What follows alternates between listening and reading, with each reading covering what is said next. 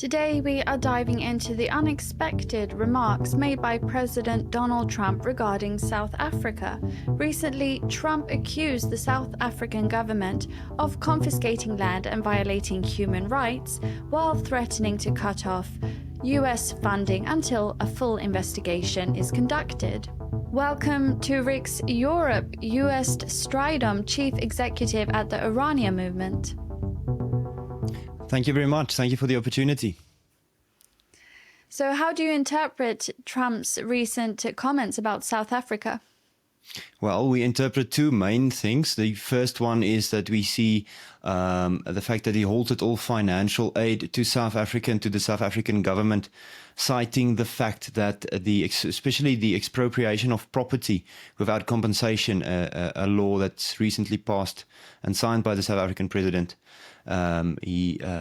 Trump specifically cited that as an issue.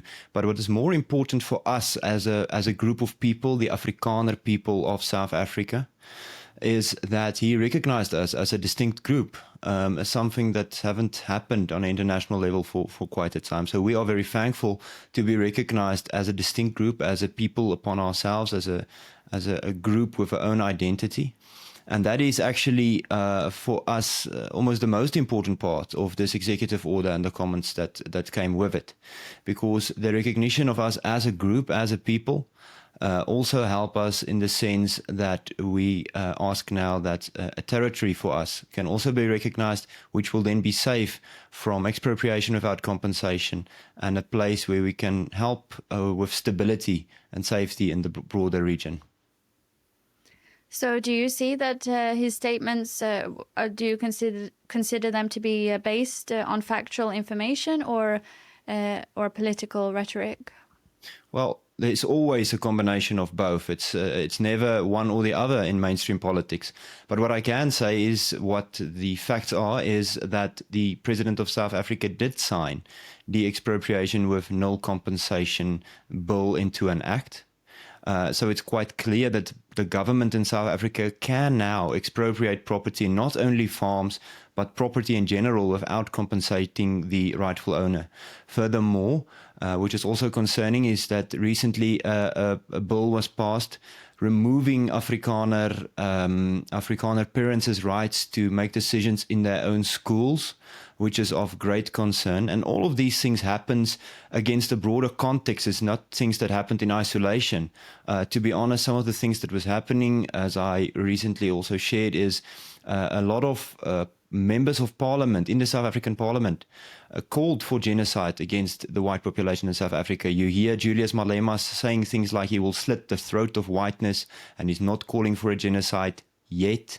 While Andile, also a member of parliament, said that he will kill all the white men, all the white women, all the white children, and things like that, while the president of South Africa go and said that he will expropriate land and give it to his people, to our people, as he said, then implying that Afrikaners who are passport-carrying citizens of this country are not implied to be his people. So this rhetoric, this kind of hate-filled remarks, all of that sets a context. And then when a law like expropriation without compensation is passed upon that context, and if laws are passed that remove mother tongue education and parents' influence in their own schools, then it becomes a larger picture, which is worrying. And that is why organizations in South Africa, as well as us at the Orania movement, wanted to have our voices heard internationally, making it clear that there definitely is reasons for concern. So you were sort of speaking of that, but how have the South African leaders or officials responded to Trump's statement? So we see a lot of anger in South Africa currently, a concerning amount of anger. The government is throwing accusations around. A political party represented in AfriForum, a political party represented in Parliament, is now laying high treason charges against some of the whistleblowers. This happened this morning, that a case of high treason against the government of South Africa was laid because people made this known internationally. That is also of concern. The party is Mkhonto Isizwe, sharing a name with the communist armed wing from the Cold War. There are things happening that is to a great concern. Also, we're seeing a lot of blame from the presidency in South Africa, from political parties, saying that Afrikaners and white people in South Africa have now led the country into a problem, and they are traitors and so on. Not taking responsibility for the act and the bill that they passed, but rather claiming that the whistleblowers are the ones who are now guilty of this. So the rhetoric has been extremely distasteful. It's been extremely, a lot of fingers being pointed at people, and it is a developing story, to say the least. So we hope that through asking for more recognition, the world can know about what's happening here and can know about the kind of the circumstances and how it's playing out. And what impact could Trump's threats to cut US funding have on South Africa? Well, we will see a large impact. The sanctions that the American government is threatening with will have a major impact in South Africa. America is an important trade partner. A lot of our minerals and mineral resources are sold to the US, where that is, refined and so on. We received a lot of, not we, but the South African government received a lot of US aid. So it's very concerning. What's more concerning is the fact that good relations are being destroyed. We see that the South African government is removing the de facto embassy of Taiwan from the capital in Pretoria, citing the fact that the relationship with China is more important to the South African government than the relationship with Taiwan and as an ally of the US. We also saw that the South African government is now directing a lot more of its attention to BRICS, to Russia and to China, looking for their favor as they are opposing the American stance. So really actually quite a concerning time here in South Africa. So do you think that the US should be involved in South Africa's domestic policies, or is it an overreach? That's a question that can lead to a very long discussion. When are any country to be involved in another country's affairs? It's a hard question, but I think when the level of things are happening, such as we're seeing in South Africa, it is fantastic for us as a minority nation to see that there are whistleblowers and there are helping hand out there about these things like property expropriation, about the fact that 80 people are murdered every day in South Africa with 150 rapes on a daily basis. Those are the crime statistics out of South Africa. And something else that we see is these rhetoric against Afrikaners. So for us, it's concerning, and for that reason, we are very glad and thankful that some international powers are giving us an opportunity. We only have a very simple message to the White House and to other states and other governments that are interested in what's happening, and if they want a sustainable, permanent solution that will strengthen stability in South Africa, the best idea would be to recognize a territory for Afrikaners.